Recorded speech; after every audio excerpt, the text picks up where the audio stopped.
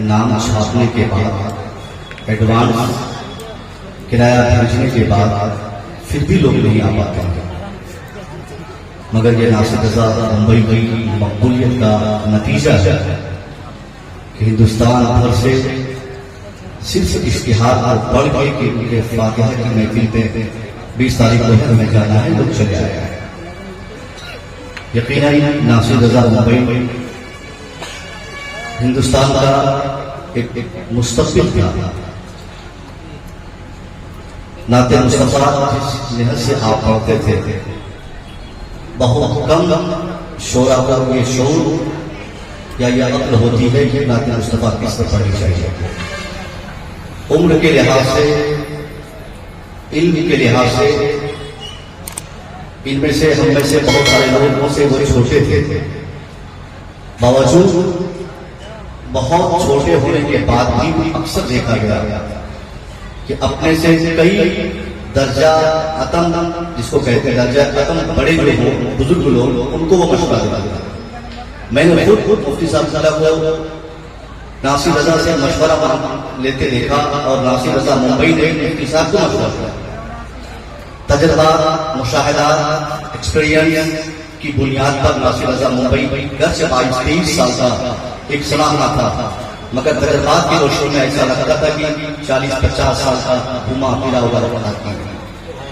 یقیناً ان کی کمی ہمیں ہمیشہ دکھ دے گی، مگر موت آخر موت ہے، جب تک کی زندگی تھی وہ ہمارے ساتھ تھے۔ اب قبر کے حوالے ہوئے ہماری باقی کی ذمہ داری جو ہے کہ ہم اگر ان سے محبت کرتے ہیں، ان کی محبت ہمارے دلوں میں ہے، تو جب ان کی یاد آئے، ان کا خیال آئے، ان کے اخلاق کو اگر ہم یاد کریں، تو یقیناً جو ایک دوست ہونے کے ناطے، ایک انسان ہونے کے ناطے، جو اپنوں کو یاد کرنے کا طریقہ جو اسلام نے بتایا ہے، عیسیٰ علیہ السلام کے ذریعے ان کے نام پر قرآن پڑھ کے، ان کے نام پہ نماز پڑھ کے، ان کے نام پر ہدیہ کر کے، کسی کو کچھ دن گفٹ کر کے، اس طرح سے ہم ان کے نام پر ڈونیٹ دوسرے کو کر کے ان کے نام اعمال میں نیکیوں کا اضافہ ہم کروا سکتے ہیں۔ ناصر رضا ممبئی کے نام پر اتنے لوگ یہاں پر جمع ہوئے ہیں، اسی گراؤنڈ میں ہر سال جلسے ہوتے ہیں، مگر الحمدللہ ہر سال کے جلسے کامیاب ہوتے ہیں، مگر جو روحانیت آج اس جلسے میں ذاتی اعتبار سے مجھے محسوس ہو رہی ہے، میں نے مفتی صاحب سے بھی تذکرہ کیا کہ ناصر رضا کی مقبولیت کی پہلی پہچان یہ ہے کہ صرف ایک 22-25 سال کے نانا کے نام پر ہندوستان بھر کے جہاں پہ خطبہ شعراء رہتے سب آ گئے، اور اس کھیتی باڑی کے موسم میں بھی کسانوں نے اپنی تمام تر فکر کو چھوڑ کر ان کی محفل میں آ کر بیٹھے ہیں۔ یہ مقبولیت کی دلیل ہے کہ ناصر رضا نے اپنی کم عمری میں جو نعت مصطفیٰ پڑھ کے اپنے اللہ اور اس کے رسول کو راضی کرنے کا جو ایک ہنر ان میں تھا، اور انہوں نے جو آزمایا تھا، اسی کا نتیجہ ہے کہ آج اللہ ناصر رضا کی محبت کے ہزاروں لوگوں کے دلوں میں ڈال ڈالے۔ میرے بعد ہندوستان کا ایک عظیم ترین خطیب جسے غازی ملت اور آپ کہتے ہیں، ان کی تقریر ہو رہی ہے اسٹیج پر۔ ہماری جماعت کے سرپرست، پورے سیمانچل کے سرپرست، عوام الناس کے سرپرست، علماء کے سرپرست، جن کی سرپرستی نے 20-25 سالوں میں اس ہندوستان کے اس خطے میں سیمانچل کہتے ہیں، اہل سنت والجماعت کا بڑی تیزی سے کام کیا، مدارس بنے، مکاتب بنے، مدرسوں کی اور مسجدوں کی آپ نے سرپرستی فرما کر اہل سنت والجماعت کی جو آپ نے نمائندگی کی ہے، حضور مفتی صاحب قبلہ جب تک زندہ ہے تب تک ہم لوگ ان کا اعتراف، ان کی خدمات کا اعتراف کریں گے، اور حضرت کی وفات کے بعد بھی جب تک سیمانچل کا ایک عالم بھی اس پیریڈ کا باقی رہے گا، ان کو خیال ہوگا کہ آج اس زمانے میں اس پرفتن ماحول میں جب چوطرفہ مسلمانوں کے عقیدے اور ایمان کے اوپر اٹیک ہو رہے ہیں، بڑے بڑے جھکاؤ دفتار والے سیمانچل میں آتے ہیں، جن کی تقریب کا شعرا، جن کی طاقت، جن کی دولت، جن کے علم کا شعرا ہندوستان بھر میں ہو جائے، مگر مفتی صاحب قبلہ سیمانچل میں بیٹھ کر سیمانچل کی حفاظت کے لیے اپنی طاقت، اپنی دانشمندی کا جو استعمال کیا ہے، یقیناً یہ بہت بڑی بات ہے۔ بہت کم عالموں میں یہ جرأت ہوتی ہے کہ وہ قوم سے ڈٹ کے ان کی خدمات کے لیے قوم سے بھیڑ جائے۔ چلو ایسے اب تو مفتی صاحب نے توڑوایا ہے کوڈالی سے، ہتھوڑے سے، پھاوڑے سے، آج ہم کو لوگ کہتے ہیں قبر پوجوا، یہ اس لیے بھی کہہ دیتے ہیں کیونکہ ہمارے لوگوں نے ان سب چیزوں میں کہیں نہ کہیں بد احتیاطی کی ہے. مفتی صاحب کو جب بھی خبر ہوتی کہ یہاں کوئی قبر کوئی بنا لیا مزار ہے اور عرس کر رہا ہے، ایسے موقع سے بنا ڈرے بنا خوف کیے درجنوں مرتبہ مفتی صاحب اپنے ساتھیوں کو لے کر لے جا کر ان قبروں کو توڑ کر مسمار کر کے اس کو بالکل ہموار کر دیا اور آپ نے ثابت کیا کہ اہل سنت والجماعت کے عالموں میں وہ جرأت ہے. مفتی صاحب اللہ نے اس جرأت کے ساتھ اس سماجی کی حفاظت کی ہے. یہاں پہ مسلمانوں کے ایمان و عقیدے کی آپ نے حفاظت فرمائی ہے. اللہ مفتی صاحب اللہ کے فیضان سے ہم سب کو مالا مال فرمائے. میرے پاس وقت بہت کم ہے، میں چند ایسی قیمتی باتیں آپ تک پہنچانا چاہتا ہوں جس کی آج کے ڈیٹ میں بہت حد تک ہمیں ضرورت ہے.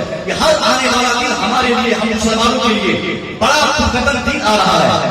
ہر صبح ایک نئی خبر لے کر، ہر شام ایک نئی مصیبت لے کر ہمارے لیے رونما ہوتی ہے. ایسے ماحول میں مسلمانوں کو بہت زیادہ سترکتا اور احتیاط کے ساتھ اپنی زندگی گزارنے کی ضرورت ہے. آج مسلمان گھر سے باہر تک جس طرح بد احتیاطی کا شکار ہے، یقیناً یہ کہا جائے گا اگر ہم مسلمان اسی طرح اپنی شریعت سے، اللہ کے قانون سے، نبی کے فرمان سے اسی طرح ہم بغاوت کرتے رہے تو جو ہمارے دشمن اپنی تحریک چلا کر ہمیں برباد کرنے کی کوشش کر رہے ہیں، آنے والے 2005 سال کے اندر یہ ہندوستان رہے گا مگر ہندوستان میں مسلمان بھی رہیں گے. مسلمان تو رہیں گے مگر مسلمانوں کو آج قربانی کی اجازت لینی پڑتی ہے. محرم کے لیے ان کو کہیں سے جا کر اجازت لینے کی ضرورت پڑتی ہے.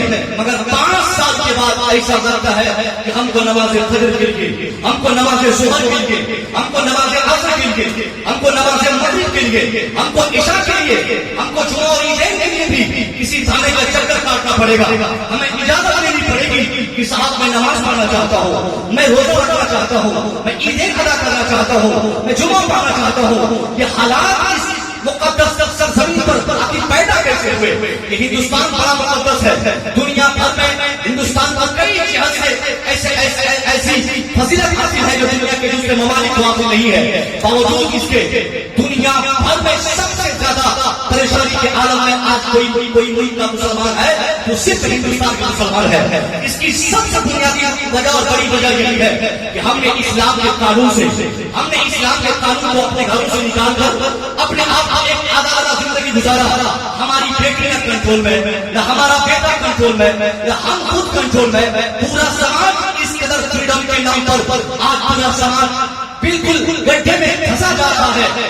جب آپ باہر مارکیٹ جاتے ہیں ایسا دیکھنے کو آتا ہے کہ مسلمان کی بچی ہے، مسلمانوں کی بچیوں کا لباس، ان کا کردار، ان کی گفتگو، ان کا لیونگ اسٹائل، ان کے چلنے پھرنے کے طور طریقے، یہ ساری چیزیں کافی اس سے زیادہ بدترین ہو چکی ہے. جس کی ایک بنیادی وجہ یہ ہے کہ جب مسلمان اپنی شریعت سے بغاوت کرے گا اس کے اندر ایمانی جو روح موجود ہے اس روح میں کمی آئے گی اور اس کمی کی بنیاد پر اس کے دشمن کو اللہ تعالیٰ عطا فرمائے گا. یہی طاقت کا استعمال آج ہمارا دشمن بہت اچھے سے بہت بہترین انداز سے کیے جا رہا ہے. کبھی کہتا ہے 3 طلاق ہم بین کریں گے اور وہ کامیاب ہو رہا ہے. کبھی کہتا ہے کہ مسلمانوں کی بیویوں کی تعداد میں کمی لائیں گے، وہ کامیاب ہو رہا ہے. کبھی کہتا ہے اولاد جس کو کتنی ہو ہم طے کریں گے. اب اس کے لیے ابھی ایک خبر آئی ہے ہفتہ 2 ہفتہ سے بہت عام کتنا ہندوستان بھر میں یہ خبر پھیل گئی کہ آنے والے 2-4 مہینے میں پارلیمنٹ میں دونوں حصوں سے ایک قانون پاس ہو کر ہندوستانیوں کو اوپر نافذ ہونے والا ہے. اسے UCC کہا جاتا ہے، یعنی یونیفارم سول کوڈ جسے کہتے ہیں. ایک طرح کا قانون. حکومت کا منشا یہ ہے کہ یہ ایک طرح کا قانون ہوگا تو مسلمان رہے ہندو رہے. یہاں پہ ہندو کی بات میں اس لیے کر رہا ہوں کہ ہندو بھائی کا نام وہ بھی حکومت لے رہی ہے مگر سچائی ہے صاحب، شادی ہو، بیاہ ہو، بچپنا ہو، جوانی ہو، بڑھاپا ہو، روزمرہ کی زندگی میں جو قوانین اسلام کے ہیں دنیا کے کسی مذہب میں وہ قانون نہیں ہے. مگر کیا کیا جائے؟ صرف مسلمانوں کو پریشان کرنے کا، مسلمانوں کو ٹارگیٹ کرنے کا، ہر روز ایک نیا فرمان جاری کرنے کی جو نیت لے کر حکومت بیٹھی ہے. ان کا منشا کیا ہے کہ مسلمانوں کو UCC قانون کے انڈر لا کر ان کے پاس کتنی بیویاں ہوں گی میں طے کروں گا، ان کے پاس کتنے بچے ہوں گے میں طے کروں گا. یعنی آج ہمارا نیتا یہ چاہتا ہے کہ مسلمان شادی کرے میری مرضی سے، بچہ پیدا کرے میری مرضی سے، عبادت کرے میری مرضی سے.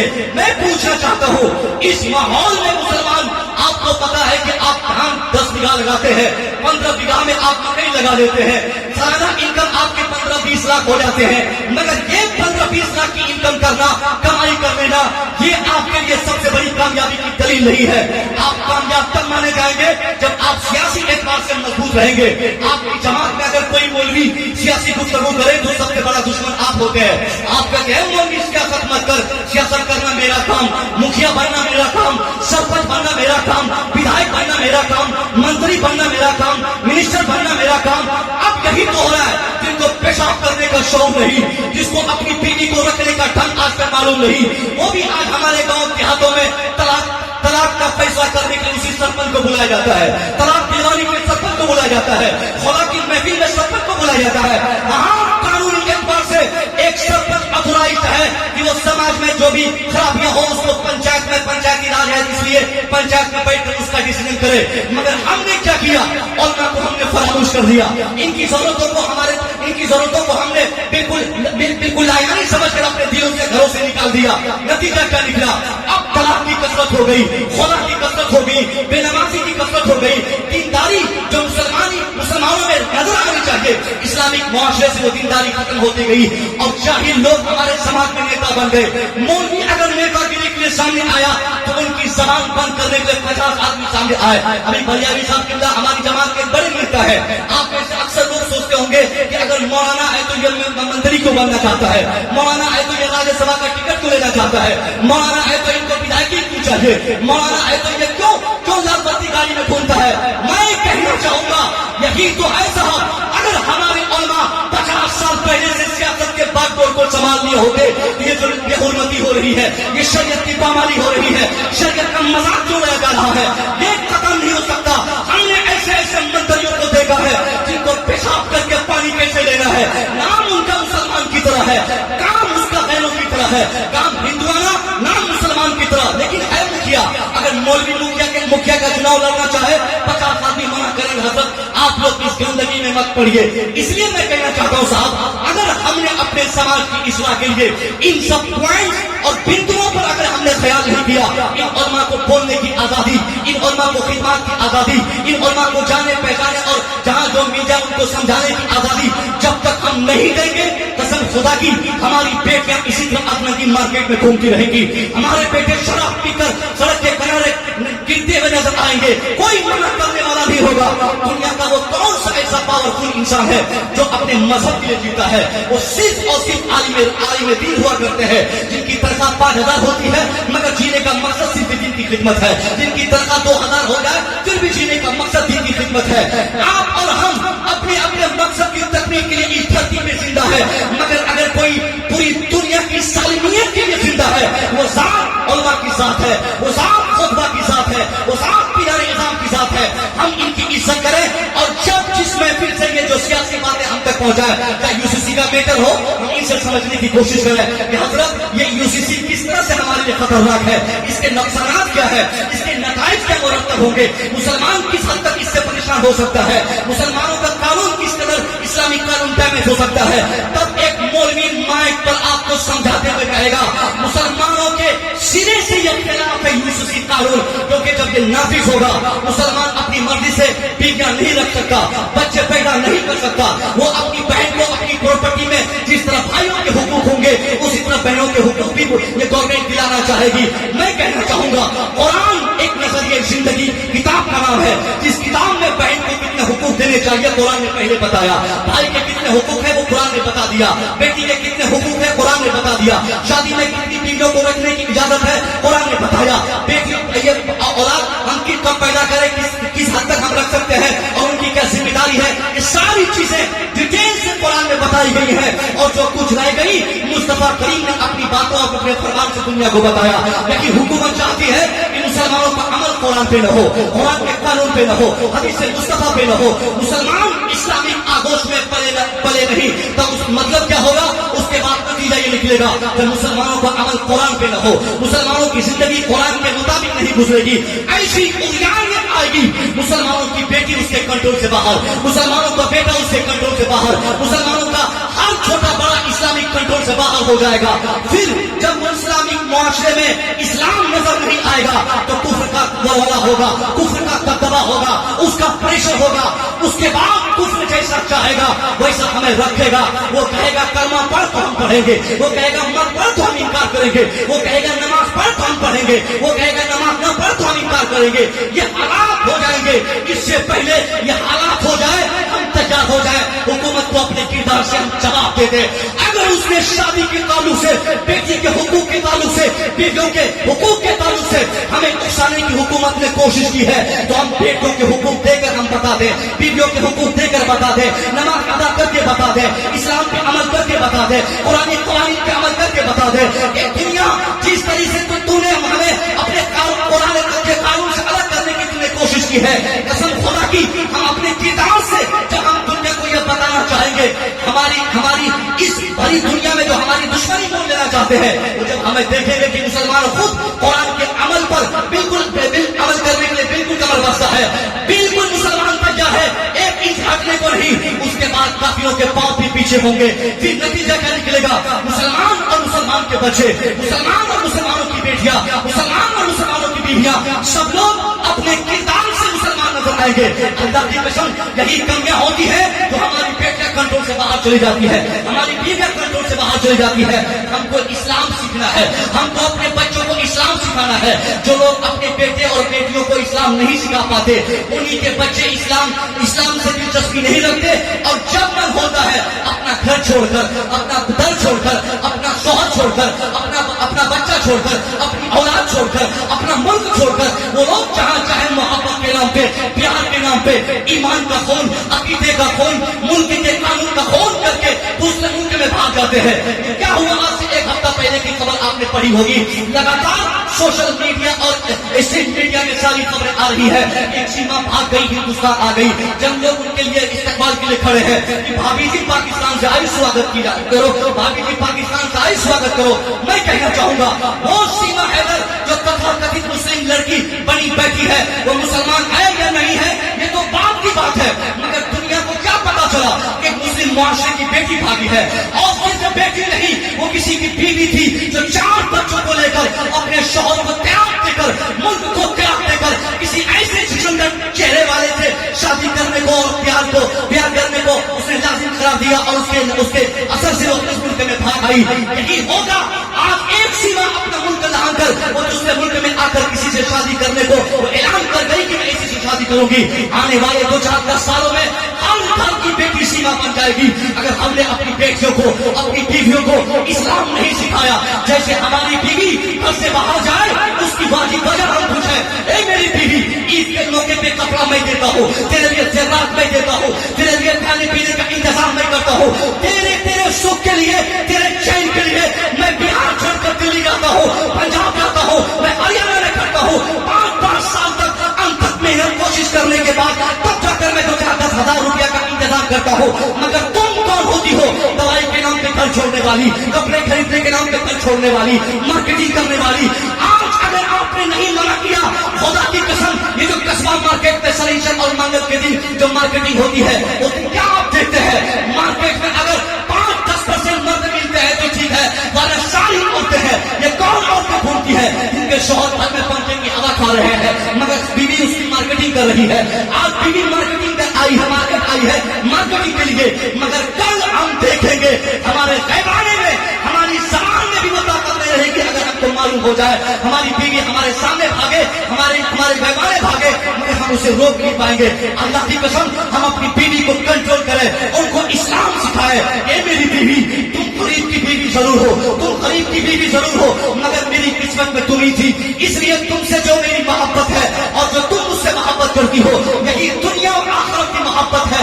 एक शौहर अपनी बीवी की मोहब्बत में शर्मसार होकर उनके लिए जीने मरने की कसम खाकर इस्लामिक तौर तरीके से अपनी बीवी का जब सच्चा आशिक बनेगा, उसकी बीवी देखेगी कि ये मेरा शौहर जो मेरे लिए घर छोड़ता है कमाने के लिए, मेरी खुशी के लिए बेचैन रहता है। अब इस शौहर को छोड़कर दुनिया का कोई सलमान खान भी आ जाए तो इस गरीब शौहर के चेहरे को देखते कि वो सलमान को मैं तैयार देकर इसी गरीब शौहर के घर को मैं हमेशा की जिंदगी बना देंगे। जब हम अपनी बीवी को मोहब्बत के का पैगाम देंगे, बीवी से मोहब्बत करेंगे तब। और बीवी को लटकाने वाला, बीवी को गाली देने वाला, बीवी को नौकर समझने वाला, बीवी को पीटने वाला, बीवी को भगाने वाला, बगल में थाना है, आप जाके जिसे डायरी चेक कर लीजिएगा, अगर उसमें महीने के 100 कंप्लेंट होते हैं तो 100 में से 50 से ज्यादा ऐसे कंप्लेंट है जहां बेटों को प्रताड़ित किया जाता है, बीवियों को प्रताड़ित किया जाता है। 5 साल हो जाते 1 रुपया देने वाला शोहर नहीं उसको। अब 5 साल तक जो आदमी अपनी बीवी को त्याग देकर दूसरे की बहु बेटों को देखेगा, वो बीवी और बच्चों को ऐसे आजाद छोड़ देगा। उसकी बीवी 1-2 देश का वो चाहेगी तो 7 समंदर से भी ज्यादा दूरी मसाफत तय करनी हो तो भाग कर कहीं शादी करेगी। बीवी को छोड़ना नहीं है, बीवी से एक सच्चा रब्त रखना है, एक ऐसी मोहब्बत पैदा करनी है। इस्लाम हमें सिखाता है माँ की मोहब्बत में हमें जीना है, मगर माँ के मोहब्बत के चक्कर में अगर बीवी नाराज हो जाए तो जिस माँ के कदमों के नीचे अल्लाह ने अपनी जन्नत बताई है, मुस्तफा करीम का ऐलान है ये माओ के नीचे अल्लाह की जन्नत है, तो उसी बीवी की नाराजगी में माँ राजी भी रहे तब भी अल्लाह 100% हमसे राजी नहीं होगा, क्योंकि एक फर्द घर का तो हमसे नाराज है, घर की एक जिम्मेदार औरत हमसे नाराज है। इसलिए साहब हम अपनी बीवियों के हुकूक की अदायगी करें, वरना ये जो हमारी हुकूमत को आज ये हिम्मत हुई है बीवियों के ताल्लुक से जो जागरूकता अभियान चला रही है, ऐसा क्यों हो रहा है? क्योंकि हम मुसलमानों ने अपनी बीवियों को कहीं का नहीं छोड़ा। आज हिंदुस्तान भर की बीवियां पिट रही है, मार खा रही है, बिला वजह उनको तकलीफ दी जाती है। कुछ तकलीफें तो शौहर को दे देते, बाकी की बची हुई तकलीफें सास देती है, ससुर देते हैं, देवर देते हैं। सब लोग मिलकर एक बीवी की जिंदगी को ससुराल में जहन्नम का एक हिस्सा बना देते हैं, जिसकी वजह से एक नतीजा क्या निकलता है। अब वो बीवी अपने घर को जब जहन्नम समझेगी वो आजादी के लिए घर से बाहर जाएगी, जहाँ चाहेगा चेहरा काला करवाएगी, जहाँ चाहेगी वो भाग जाएगी। इसलिए साहब बड़ा खतरनाक माहौल आ चुका है। हमारी जिम्मेदारी है हम कुरानी आयत के मुताबिक हमारे ऊपर जो फरमान नाफिज किए गए हैं उस आधार पर हम जिंदगी गुजारें और अपने अमल से दुनिया को बताएं कि हम इस कदर अमल के एतबार से कमजोर नहीं है कि दुनिया जो कानून चाहे हमारे ऊपर नाफिज कर दे। अरे मेरा काम है कानून बनाना, कानून बना, अमल करना तो मेरा काम है। यूसीसी रहे, पीसीसी रहे, उससे कोई मतलब नहीं। मुसलमान उसी कानून पे अमल करेगा जिस कानून की स्थापना आज से 1400 साल पहले कुरान के जरिए की गई थी, जिसकी बुनियाद डाली गई थी। कुरान ने जितनी बीवियों को रखने की इजाजत दी है मुसलमान उतनी ही रखेगा, मगर मोहब्बत से रखेगा। कुरान ने जिस कदर औलाद के हुकूक हमारे ऊपर नाफिज किए हैं उसी हुकूक की अदायगी हम करेंगे।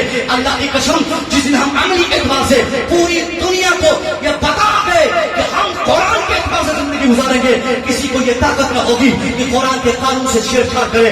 ये तो जाहिल है साहब, इनको पढ़ाई से कोई मतलब नहीं, इनको एजुकेशन से मतलब नहीं, इनको नॉलेज से मतलब नहीं। बस किसी ने कह दिया कि यूसीसी कानून के नफाज के बाद हिंदुस्तान के हालात बेहतर हो जाएंगे, यहाँ शांति आएगी, यहाँ सब लोग मुतमईन हो जाएंगे, हिंदुस्तान तरक्की करेगा। ये झूठा वादा करके और झूठी बात मीडिया में आके लोगों को बताकर बरकरारी की हुकूमत कोशिश कर रही है, मगर सच्चाई क्या है? यूसीसी कानून से इस हिंदुस्तान में, जिस हिंदुस्तान में न जाने कितने खुदाओं को माना जाता है, जिस हिंदुस्तान में गाय को, बछड़े को, पेशाब को, पखाना को, सांप को, बंदर को, आदमी को, चंद्र को, आसमान को, पानी को, ये सूरज को, जहां लातारात खुदाओं को मानने वाले लोग जिस हिंदुस्तान में रहते हो, उस हिंदुस्तान में भला किसी प्रधानमंत्री के चाहने पर कोई शादी करेगा? किसी प्रधानमंत्री के चाहने पर अपनी बीवी से मोहब्बत करेगा? प्रधानमंत्री के इशारे पर बच्चे पैदा करेगा? नहीं हो सकता। ये कानून सक्सेस नहीं हो पाएगा। ये कानून बनाना है, ये बना ले, मगर अमल करना हमारा काम है। एक आखिरी पैगाम मीडिया के जरिए हम हुकूमत को जरूर देंगे, अगर यूनिफॉर्म सिविल कोड लाने की अगर किसी की मंशा और किसी का इरादा है तो ये दुनियावी यूनिफॉर्म न लाए, अगर लाना है तो कुरानी यूनिफॉर्म नाफिज करे। कुरान ने जो 1400 साल पहले इंसानियत के बचाव के लिए जिस यूनिफॉर्म की कुरान ने बात की है, उस कानून को अगर हिंदुस्तान में हम नाफिज करेंगे तो 100% हम कह सकते हैं हमारे हिंदुस्तान में शांति आएगी, हिंदुस्तान के हर वर्ग के लोगों को तरक्की हो जाएगी और कहीं से कोई दिक्कत नहीं होगी। और ये बात तो हम लोग ऐसे नहीं बोलते हैं, हिंदुस्तान से 7,500 किलोमीटर दूर बैठा हुआ एक बहुत बड़ा दानिश्वर, एक बहुत बड़ा कलमकार, एक बहुत बड़ा बादशाह जिसे हम नेपोलियन कहते हैं। नेपोलियन 60,000 फौज के दस्ते का तरा मालिक, 60,000 लोग जिनके पीछे अपनी जान देने को हमेशा तैयार रहते, उस नेता या उस पढ़े लिखे लीडर का नाम नेपोलियन है।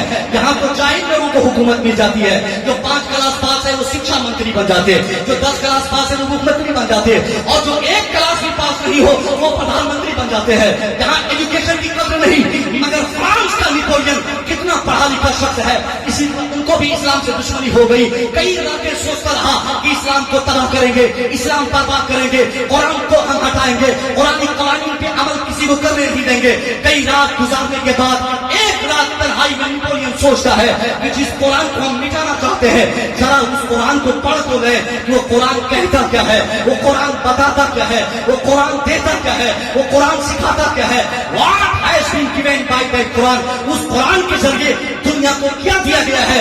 اس ارادے کی تکمیل کے لیے نیپولین نے اپنے لوگوں سے کہا کہ ذرا مجھے قرآن تو بتاؤ کہ کدھر ہے. چند انگلش انواد کے نسخے نیپولین کے مطالعے کے میز پر رکھے گئے. نیپولین صبح سے شام تک پڑھنا شروع کیا, پھر شام سے صبح تک پڑھنا شروع کیا. تو 4 دن قرآن عظیم کا ڈگری جب اسٹڈی کیا, ابھی پورا قرآن نہیں پڑھا ہے, ابھی مکمل قرآن ختم نہیں کیا ہے.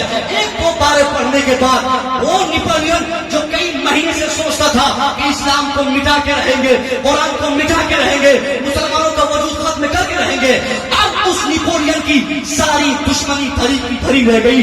اپنا قلم اٹھاتا ہے, اب دشمنی کے لیے نہیں بلکہ اسلام کی محبت میں لکھنا چاہتا ہے. اسلام کی محبت میں شرسا ہو کر سابق کا اسلام کا دشمن نیپولین جب قلم اٹھایا وہ کہتا I hope that time is not far off when I shall be able to unite all the wise and educated men from all countries of the world to establish a uniform based on the principles of Quran which alone are true, which alone can lead man peace and prosperity. اللہ کی قسم یہ جاہلوں کو ہم نے نیتا بنا دیا ہے, اس لیے ان کو قرآن سمجھ میں نہیں آتا, اسلام سمجھ میں نہیں آتا, اسلام کے قوانین سمجھ میں نہیں آتے. مگر اسی دنیا کے ایک بڑے پڑھے لکھے نیتا کا نام نیپولین ہے. نیپولین نے کیا کہا, اے دنیا والو, I hope the time is not far off, میری آشا ہے کہ بہت جلد بھی دنیا میں ایک ایسا وقت آنے والا ہے, بہت جلد ایسا وقت آ جائے when I shall be able, جب میں اس قابل بن جاؤں, اس قابل to unite all the wise and educated men from all countries of the world. وہ کہتا ہے جب میں اس قابل بن جاؤں, کس قابل, کہ ساری دنیا کی سمسیاؤں سے لڑنے کے لیے پوری دنیا کے لیے ایک قانون بنایا جائے.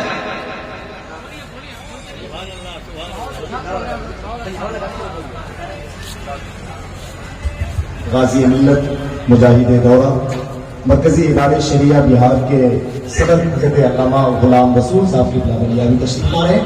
جو حضرات ادھر سامنے بیٹھے ہیں بالکل سامنے آ جائیں, سامنے آ جائے پورا مجمع. جو سامنے کنارے بیٹھے ہیں وہ بالکل پنڈال میں آ جائیں. اب وہ ہندوستان کے غازی دورہ الحمدللہ حضور غازی ملت کی آمد ہو رہی ہے. پورا مجمع استقبال کیجیے. نعرہ تکبیر, اونچی آواز میں نعرہ تکبیر, نعرہ تکبیر, نعرہ رسالت, نعرہ رسالت, نعرہ رسالت. غازی ملت, آمد حضور غازی ملت, امانت حضور رئیس القلم علامہ غلام رسول بلیانی, علامہ غلام رسول بلیانی, علامہ غلام رسول بلیانی.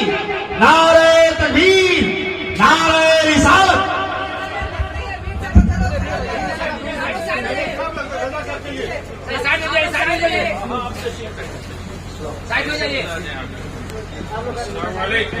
وعلیکم السلام. بیٹھیے.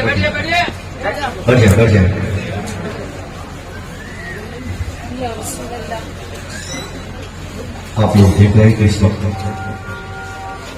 جماعت اہل سنت کے قائد ہمارے اسلاف کی امانتوں کے امین جسے کہا جاتا ہے حضرت علامہ بلیانی سے خلاف اس وقت ہندوستان بھر میں مسلمانوں پر کیے ہوئے حملے کا جواب تم تلاش کریں تو جواب کی صورت میں ایک ہی شخصیت سر فہرست میں نظر آتی ہے جس کا نام علامہ بلیانی صاحب ہے.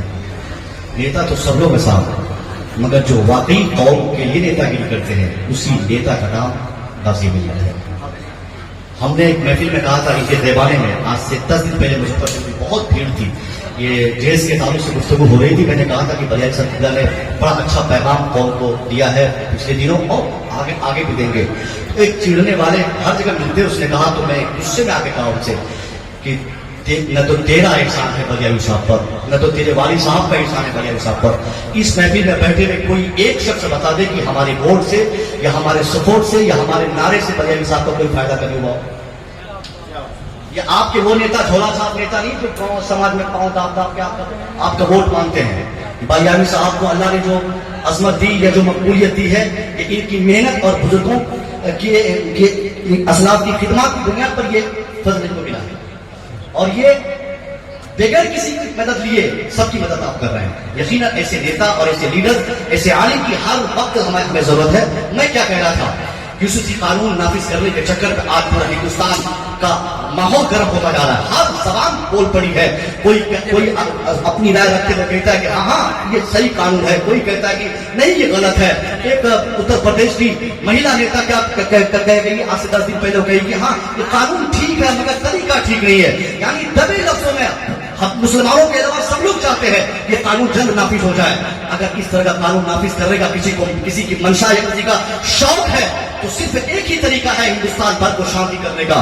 जो नेपोलियन ने कहा, मैंने क्या कहा, नेपोलियन कहता I hope the time is not for all when I shall be able to unite all the wise and educated men from all countries of the world। Napoleon कहता है दुनिया वालों, मेरी तमन्ना क्या चल पड़ी है कि मैं चाहता हूं कि पूरी दुनिया से पढ़े लिखे लोगों को बिठाकर पूरी दुनिया से एक मशवरा लूं और पढ़े लिखे लोगों से मशवरा लूं, जाहिलों से मशवरा लेने की जरूरत नहीं। नेपोलियन पहले ही बता दिया कि एक जमाना ऐसा आएगा जब जाहिल लोग कुर्सी पर बैठेंगे, हुकूमत वही करेंगे। इसलिए न रात का पता होगा न सुबह की उन्हें खबर होगी कब रात हुई, कब पैसा बंद करना चाहिए, कब लॉकडाउन लगना चाहिए, कब कौन सा कानून नाफिज करना चाहिए। जब जाहिलों के हाथ में हुकूमत होगी तो बगैर सोचे समझे वो कभी नोट बंद करेगा, कभी लॉकडाउन करेगा, कभी कोई रात के अंधेरे में कोई फरमान जारी करेगा।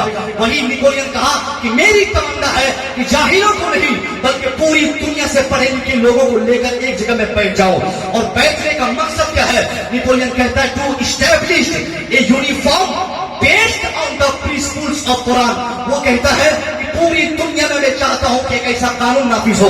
नेपोलियन बताना चाहा कि आज दुनिया भर में जो हालात है, दुनिया में हर आदमी एक दूसरे का दुश्मन नजर आ रहा है। हर समाज में दुश्मनी की आग भड़क उठी है, मुल्क के एतबार से, राज्य और स्टेट के एतबार से, गांव और समाज के एतबार से, यहां तक के घर में भाई भाई में दुश्मनी है।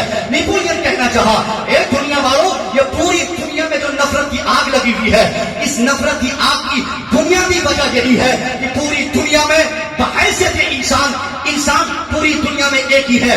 इंसान चाहे हिंदुस्तान में रहे या पाकिस्तान में हो या इंडोनेशिया में हो या अफ्रीका में हो या अमेरिका के व्हाइट हाउस में हो, इंसान होने की हैसियत से सब लोग बराबर है। मगर पूरी दुनिया में कानून कवानीन एक नहीं है। हिंदुस्तान में रहने वालों के लिए अलग कानून, पाकिस्तान के वासियों के लिए अलग कानून, नेपाली के लिए अलग संविधान। यानी वो बताना चाहा कि पूरी दुनिया में जो आज लड़ाई हो रही है, चाहे चाइना और अमेरिका की लड़ाई हो, जापान और फ्रांस की लड़ाई हो, हिंदुस्तान और पाकिस्तान की नफरतें हो, चाहे कुछ भी पूरी दुनिया में हो, इन सारी चीजों की बुनियादी वजह यह है कि इंसान होने के नाते पूरी दुनिया में सब लोग समान और बराबर है। मगर कानून एक नहीं। हिंदुस्तान का कानून कुछ अलग कहता है, पाकिस्तान का ज़ाब्ता कुछ अलग कहता है, अमेरिका का सिविलाइजेशन कुछ अलग कानून नाफिज करता है। यानी हर मुल्क का अलग अलग संविधान, अलग अलग ज़ाब्ता जिंदगी, अलग अलग सिविलाइजेशन जो है, यही झगड़े की बुनियादी वजह है। उसने क्या कहा, तुम अगर मेरी बात मानना चाहते हो तो मैं चाहता हूं कि पूरी दुनिया के कवानीन को एक जगह रख दो या उसको मिटा दो और पूरी दुनिया में शांति लाने के लिए एक ऐसा कानून बनाओ, एक ऐसा संविधान बनाओ जो वाकई पूरी दुनिया में मानवता के लिए काफी हो, पूरी दुनिया में इंसानियत के लिए काफी हो। और वो कानून कौन सा हो? वो कहता है to establish uniform based on the principles of Quran. वो कहना चाहा ए दुनिया वालों, दुनिया में शांति तब आएगी, तरक्की तब आएगी, दुनिया में खुशहाली तब आएगी जब दुनिया भर के तमाम संविधानिक किताबों को अलग करके पूरी दुनिया में शांति के लिए एक ऐसा कानून बनाया जाए जो कानून दुनिया के किसी कानूनी किताब से मैच नहीं करता हो।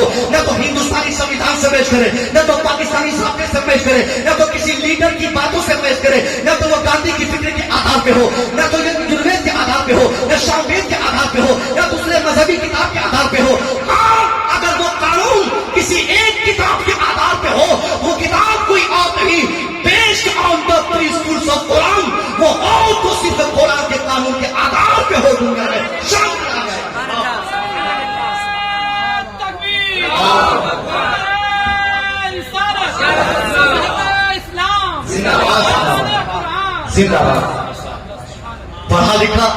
नेता लीडर ये कह गया कि दुनिया भर में शांति के लिए कुरानी कवानीन की जरूरत है, और ये बोलता है कि साहब हम फैसला करेंगे कि तेरे पास कितनी बीवी होनी चाहिए, हम डिसाइड करेंगे तेरे पास बच्चे कितने होने चाहिए। ये पागलपन है कि नहीं है? हिंदुस्तान में ऐसा मुमकिन ही नहीं है। ये अलग पागलपन उनके दिमाग में बसा है, तो उनको जो करना है करने दिया जाए। हम मुसलमानों को जिस हैसियत से अपने मजहब के कवानीन पर अपने मुल्क के साथ वफादारी करते हुए अमल करना है, और अमल करके पूरी दुनिया को अमल की हमें दावत देनी है। मैं अक्सर कहा करता हूँ, किसी दुश्मन से लड़ाई की जरूरत इस जमाने में नहीं। हम तलवार, लाठी, भाले, बंदूक, बम से किसी को अपनी बात नहीं मनवाएंगे। अगर हम चाहते हैं कि सामने वाला हमारी बात माने, तो इसके लिए एक ही तरीका है, वो अमल का तरीका है। हम अमल से कुरानी इंसान बन जाए, दुनिया हमें देखेगी, वो भी इस्लाम कबूल करने पर राजी हो जाएगी। मैं दुआ करूंगा मौला तबारक तआला हमारी इस मुख्तसर तरीन गुफ्तगू में जो गलती हुई उसे माफ करते हुए, जो सही बातें हमने कही, इन तमाम बातों पर हम सबको अमल की अल्लाह तौफीक अता फरमाए। अस्सलाम वालेकुम।